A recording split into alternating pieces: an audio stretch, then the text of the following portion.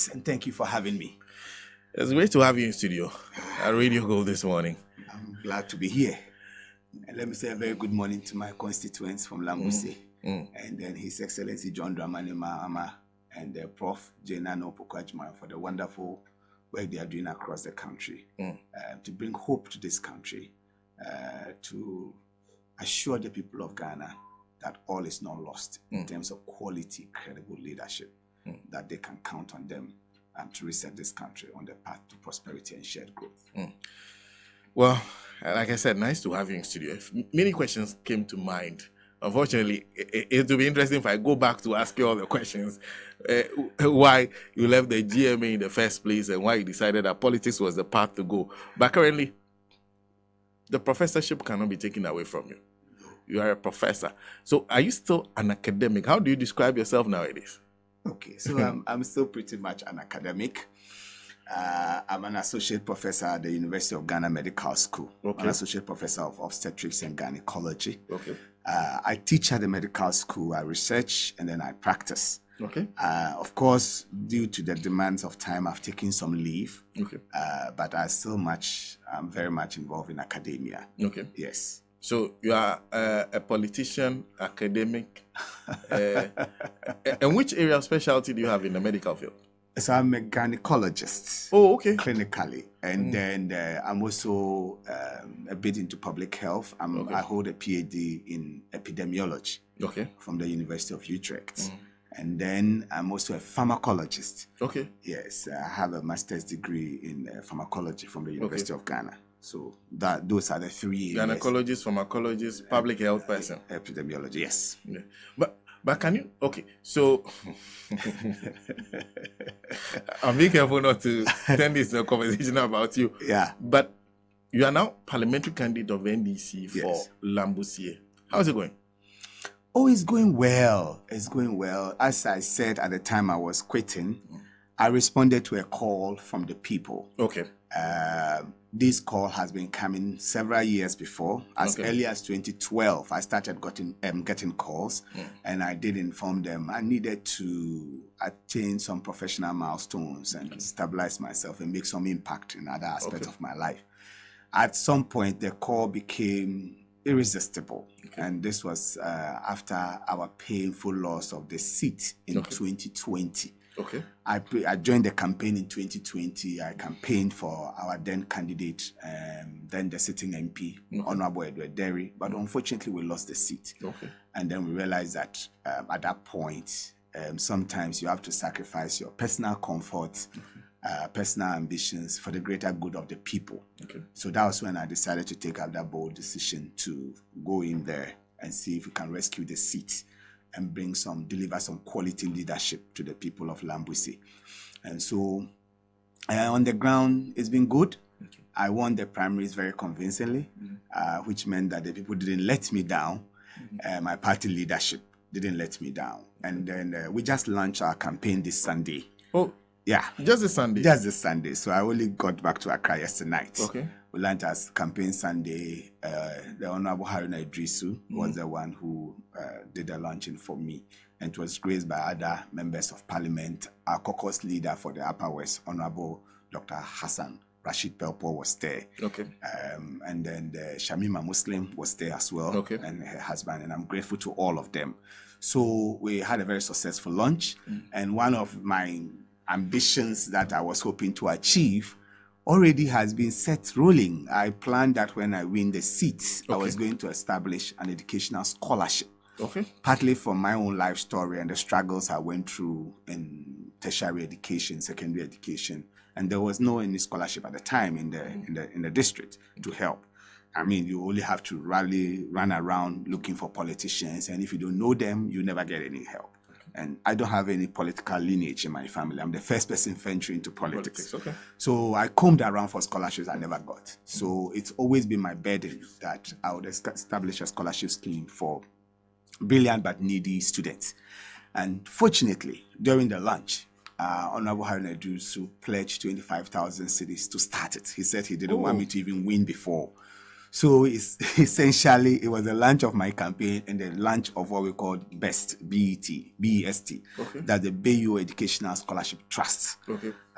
So that is launched, and there were other pledges by Alhaji Alassane. So on the day, we had pledges totaling 35,000 Ghana cedis. Already. Okay. To start the scholarship scheme to help needy but brilliant students. And I'm hoping that in the coming weeks, we'll be able to announce the first beneficiaries even before we go into the election. So good things are happening in Lambuse, and I hope that the people will respond, and then we will offer them that kind of leadership that is needed. Now, that's interesting. Yeah. So far, what do the signs tell you? Because if you're going to win, you have a clear idea from now. Yes. What are the signs telling? So there are some information I won't disclose, but you would know that as a scientist myself, as a researcher, I won't go into something like this without data. Okay. I have looked at the history of the constituency. I've looked at the figures. We've been conducting some surveys, and there's scientific evidence to suggest that things are going in our favor. In election, a day can change anything, so we'll keep our fingers crossed and push hard. But I think the reception has been overwhelming by the people. Of course, you know that when you are dealing with an incumbent, they will do anything. So they are pumping in money, they are doing anything that is possible. I mean, yesterday, as I was just informed, they came to my village to commission a borehole. I mean, things they never did before, they are trying to do just to make sure that they hold on to the seat. But it is everything pointing in our direction that we are going to take this seat back. Because the people are not happy with the kind of leadership they have had. I mentioned this during my lunch that I'm promising them quality and accessible leadership. We have a sitting MP who doesn't have an office in the constituency. You can find him.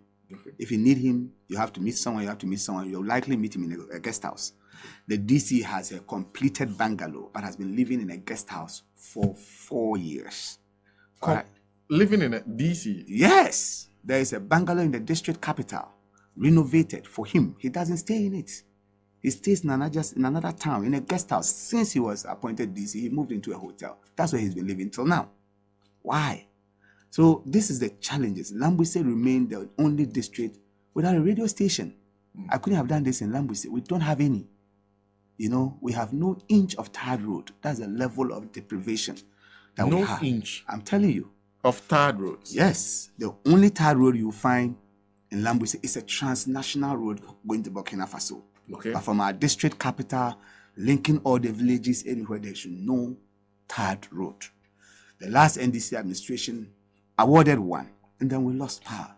It wasn't constructed, and now that's where we are. It's a district that the needs are a lot. We have no district library anywhere in that district. And so for an academic who is interested in producing likes of my kind, this is something you have to look at. We have the medical facilities are poor. For when I went there, we had only one doctor. I lobbied when I was general secretary of the association, spoke to some of my colleagues. 2 additional doctors came, one has left. One is going to school now, which means we are getting back to one doctor again. So yesterday I was there to lobby with the regional director of health to plead that they send us another doctor.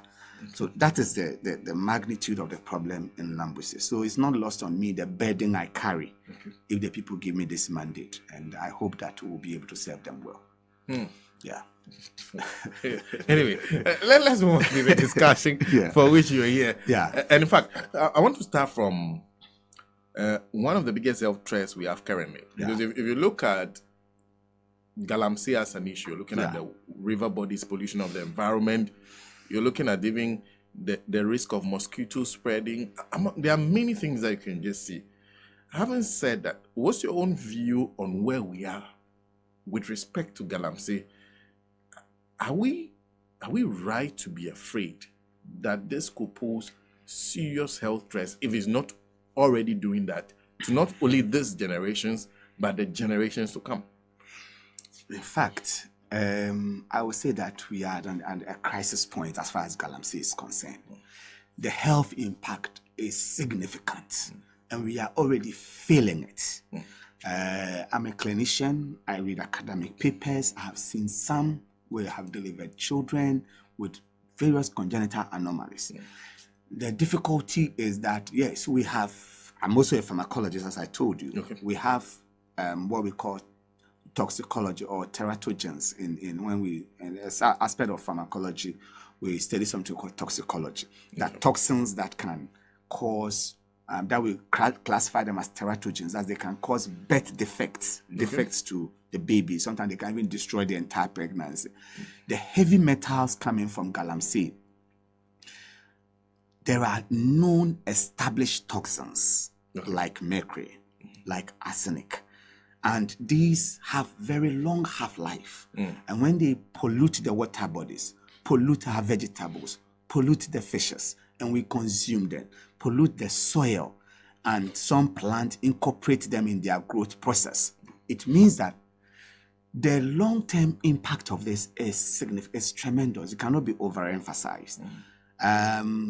Our colleagues have reported increase in congenital anomalies, babies being born without head, without a limb, a baby being born with what looks like a proboscis, what you will find on mosquitoes.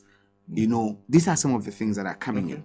And this does not even talk about pregnancies that are destroyed, because when you are exposed to a certain level of teratogens at a certain time of the pregnancy, the baby doesn't even develop at all. The pregnancy is destroyed. I mean, it's unfortunate, but you even be lucky if it happens that way, because when the child is born with these birth defects, then it becomes even more difficult. The sad thing is that we may stop it now, but we'll live with the consequences for a while. It's the reason why it's urgent. I mean, people talk about we having to import water. That is a real threat, but that is just an immediate thing. But the long-term effects are significant. So we can't avoid it. Even if we stop it now. We will by all means pay for what we have done. There is no doubt about that. I'm sorry to be a bearer of bad news, but we'll pay for what we have done to the earth. And I called earlier, I think about 3 or 4 weeks earlier, I granted an interview to a radio station in Cape Coast. And I said that we should have a total ban. It's as if I was reading the mind of organized labor. Shortly afterwards, they also met and made a similar call. And I said we should have a temporal total ban to allow the earth to heal. You know, the healing won't be immediate. But if we have a complete ban for, say, 6 months or a year, we are going to have at least the water body recover. They will gain back their color. Fishes will die. New ones will breed. And they may struggle for some time because the genes, abnormal genes, may have been passed on by their parents. And therefore, we also have some struggle over a period. But gradually, the earth can heal. It will take time. In fact, if you look at some of the figures, they are frightening. How long it takes, for instance, for poisoning from some of these heavy metals. It's hundreds of years for us to have complete healing. But if you have a total ban, we can minimize the effects. And if you look at it, that total ban can only happen if a state of emergency is declared. Is the reason why that call for state of emergency is there. Because see, if someone has acquired a legal permit to mine, you cannot just get up and stop the person. You have to go to the courts, you have to revoke the license, you have to do, and government will be slapped with several legal challenges. But if you declare a state of emergency, you have the right in law to waive off certain rights that people ordinarily enjoy and impose certain actions to save a life. And I think the conditions for that state of emergency, I'm not a legal person, but reading the law, I think they have been met and exceeded. Because there's an existential challenge to lives. There's a threat to our very existence. There's a public health threat. Water, livelihood of people is threatened. And therefore, it's more almost like a state of war. You are allowed to declare a state of emergency under those circumstances because there's a threat to mass livelihood. So there is every justification. And I don't understand why government is finding it difficult to do that, unless maybe for some political expediency, because it's rather helping government to be able to stamp its authority and not face a lot of legal challenges. Because if you decide right now and form a committee and you go and burn some excavator, you saw what happened. People want to go to court. That was what happened to the earlier fight. But if you declare a state of emergency in some specific areas, which the law permits you, you can waive all of these rights that people have to challenge these decisions in court. And I think government should act now. And that will give the land some time, the water bodies some time to heal. And then we can look at how to do it appropriately. Mindful of the fact that when that decision is taken, there would also be some crisis. Employment crisis, crime may go up because people are unemployed. So it requires a lot of critical thinking. And I was saying that if government were going to do this, they really, really, really mean business. Whatever they've gotten from these Galamsey loots, they should retrieve some, get money, establish temporary shelters. So when they declare a state of emergency and sweep these Galamsey areas to confiscate their equipment and all of that, to stop everybody, when they arrest the people, don't jail them. And that's why I support His Excellency's call that jailing these poor people, really, they are victims of circumstances. So we should use like 3 to 6 month period to rehabilitate.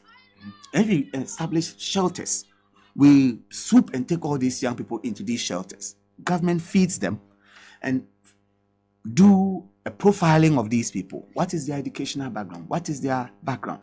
What can they do? Do they want to go into some apprenticeship? Can we train them? Can we redeploy them into some areas so that you don't just say we've shut it, that's it. If not, look, armed robbery will increase, all sorts of things will go up because people have to survive somehow. But if government can redirect some resources in this, that the first is a state of emergency, a total ban.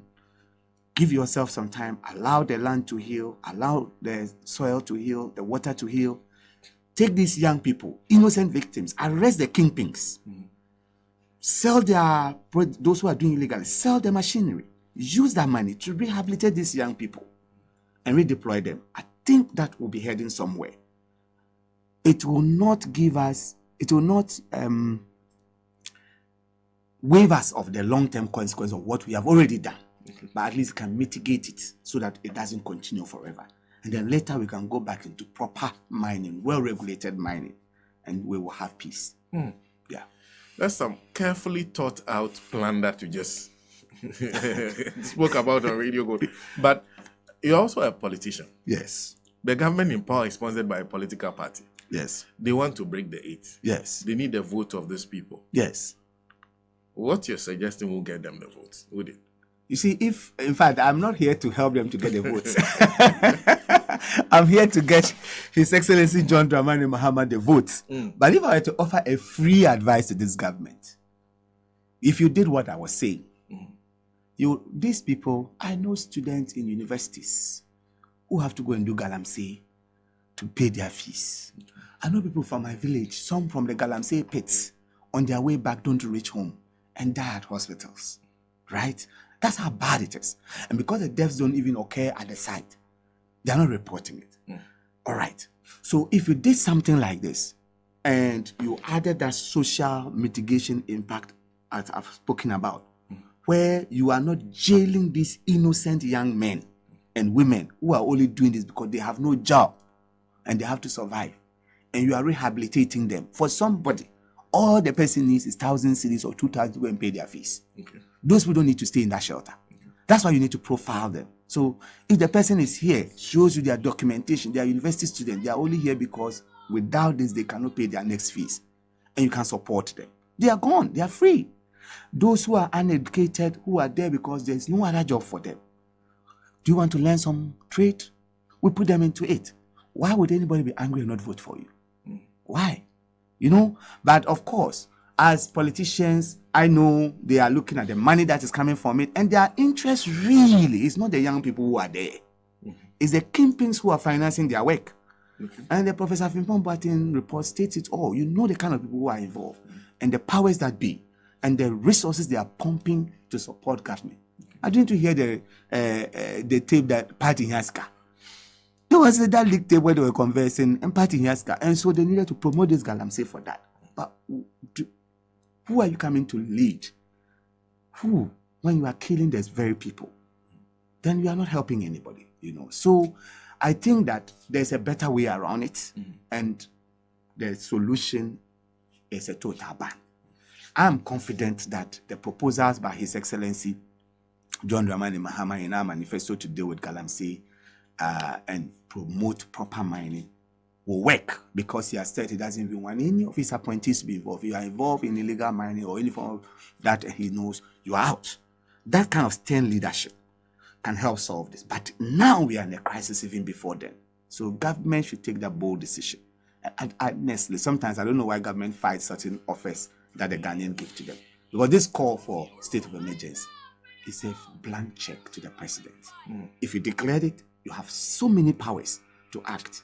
Except that you think that your financing for the next election depends solely on this Galamsey, and that when it is stopped, you won't get money to win the election.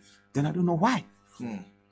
Well, my guest in studio is Professor TITUS Beyuo. Professor TITUS Beyuo is a parliamentary candidate for Lambusie for the National Democratic Congress. He's one of their spokespersons on health on the manifesto. We just laid foundation for a discussion we'll have shortly.